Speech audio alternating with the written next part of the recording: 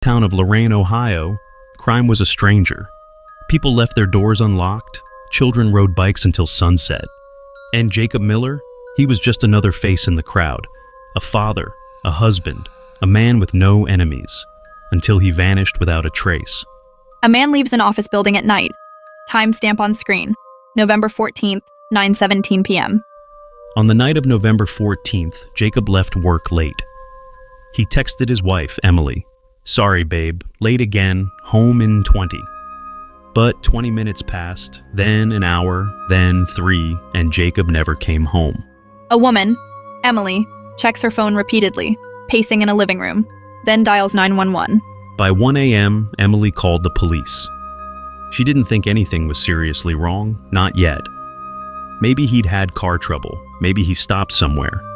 But deep inside, she knew something was wrong. Police searched the highways. They found no signs of a crash, no CCTV, no credit card use. Jacob's phone last pinged on Route 57, then silence. But at the house, they did find something strange. A letter, in Jacob's handwriting. No date, no signature, just one line. The truth lies where the shadows meet the light. Emily stares at the note, confused and scared. Wind howls outside. Emily was shaken. What did it mean? A metaphor? A cry for help? Or something far darker? Jacob never wrote poetry, never left strange notes. And suddenly she remembered. He hadn't been himself lately. Jacob sitting at the dinner table late, glued to his laptop. Over the past few months, Jacob had grown distant, staying up late, deleting browser history, jumping at every phone call. When Emily asked, he said, "It's just work stuff, stress." But he never explained. Emily going through his drawers, visibly nervous. 2 days after Jacob disappeared, Emily found a second phone hidden in the attic insulation. A burner phone, no passcode, just one folder on it, labeled Sarah Dawson, 2014. Folder opens. Photos, police reports, missing posters. Sarah Dawson, years old, waitress at a diner 3 towns over, vanished 10 years ago, without a trace. Jacob had never mentioned her. The files were detailed, maps, chat logs, timelines, news clippings. Jacob had been investigating Sarah, not casually, obsessively. But why? Emily at police station, speaking to a retired detective. Emily brought the files to one man, Detective Mark Harris, now retired, once lead on Sarah's case. When he saw the documents, his face turned pale. He looked at Emily and whispered, he was onto something they never wanted found. Detective Mark Harris had spent years chasing dead ends. Sarah Dawson's case had haunted him until the department shelved it. But Jacob had found something Harris never could. Harris and Emily go through printouts. Harris circles names on a document. Buried in Jacob's files were coded emails, time-stamped photos, and a list of aliases used by people in powerful positions. There were whispers of a trafficking ring, a network that operated in plain sight. And one name came up again and again, Councilman Roger Hale, a respected politician. Old news footage of Councilman Hale shaking hands at ribbon cuttings. To the public, Hale was a hero. To Jacob, he was something else entirely. And maybe, just maybe, he was connected to Sarah's disappearance. And Jacob's. Emily driving home, checking her rearview mirror repeatedly. Suspenseful beat kicks in. That night, Emily noticed a black SUV following her. No headlights, no plates. She pulled into a gas station. The SUV kept going. But when she returned home, her front door was open. House ransacked, drawers pulled, papers scattered. Someone had broken in. Not to steal, but to search. The laptop was gone. Only the burner phone remained, tucked deep under Lily's bed. And then, the call came. Emily answers a blocked number. Male voice. Emily froze. Her body trembled. Her world collapsed. She rushed to Lily's school, grabbed her daughter, drove straight to her sister's home out of state. She wasn't taking any chances.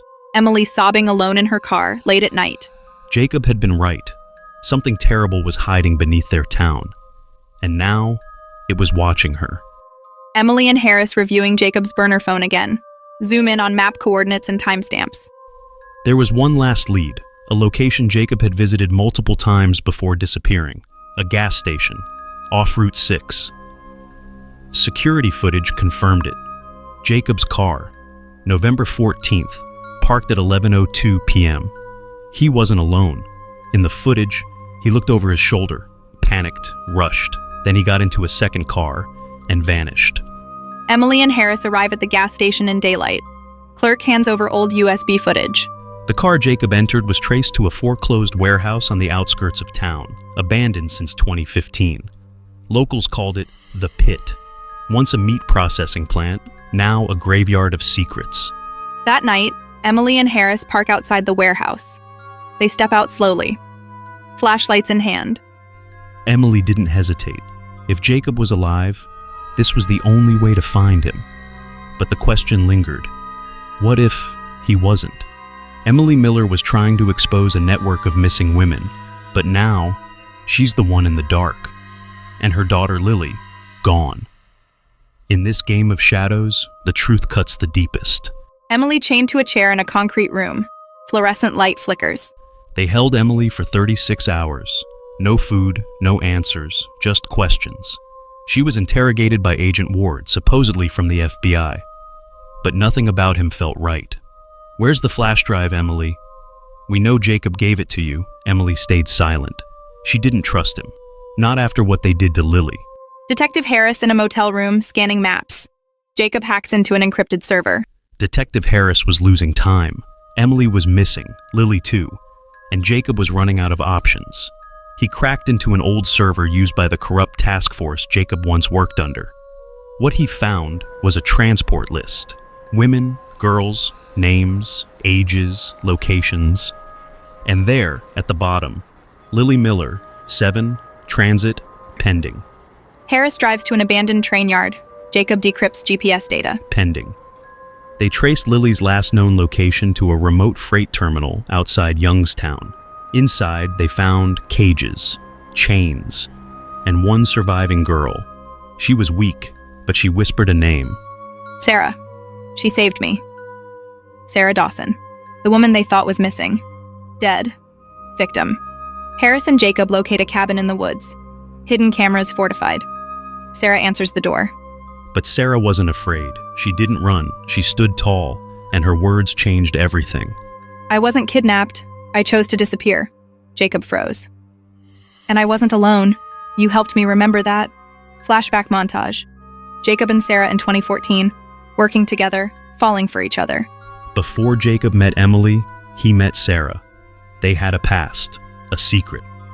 Back then, Sarah had uncovered the trafficking network on her own. But when she tried to go public, they came after her. Jacob helped fake her death, but the plan went sideways. Back in present, Sarah shows them footage from inside the network. She's been collecting evidence for years. Sarah had been working from the inside, posing as a buyer, then handler, then ghost. She had everything. Names, locations, transfers, proof. But one thing was missing. They moved Lily to the final site. We don't have long. Emily wakes up in the back of a moving truck. Gagged, heart racing. She hears a child crying nearby. Emily was still alive, barely. She wasn't alone in that truck. She turned her head and saw her daughter, curled up, crying. But outside the truck, another face was watching. Councilman Hale, not just a politician, but the man pulling every string.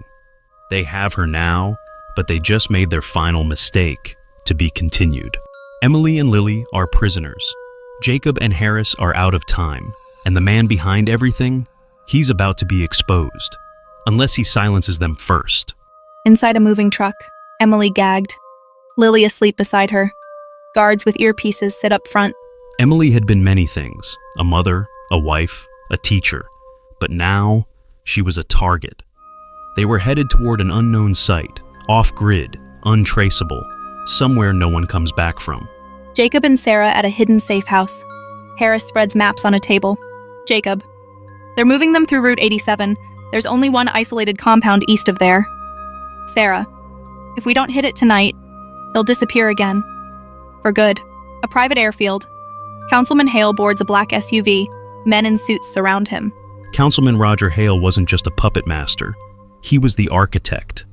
For years, he'd used political power to silence victims, erase files, and recruit allies from inside the system. Now he had Emily, and her daughter, his insurance policy. Flashback. Hale shakes hands with FBI agents. Media clapping. Every time someone got close, he made them vanish. Sarah, the whistleblowers, the reporters, even Jacob, until he fought back. Sarah, the whistleblowers, the reporters. Even Jacob, until he fought back. Jacob, Harris, and Sarah speed down a back road in a black SUV. Gear in the trunk, tactical clothes. This time, they weren't going to expose the truth. They were going to end it. Harris called in a favor, one last honest marshal, long retired. They armed up, and they moved in. The compound. Steel gates, guards, cameras. A storm builds overhead. Inside, Emily worked the gag off her mouth. She whispered to Lily, "Stay close to me. When I move, you run." She was bruised, weak, but not broken. Nightfall. Jacob and team break through a side fence. Quiet takedown of outer guards. They slipped in like ghosts, room by room, camera feeds disabled, doors unlocked. And then Emily's scream echoed. They found her. Lily rushed into Jacob's arms. Emily collapsed sobbing. But they weren't safe yet. Sudden gunfire, alarms, guards rush in, flashbangs. Councilman Hale was waiting, with armed security, with secrets he never planned to bury.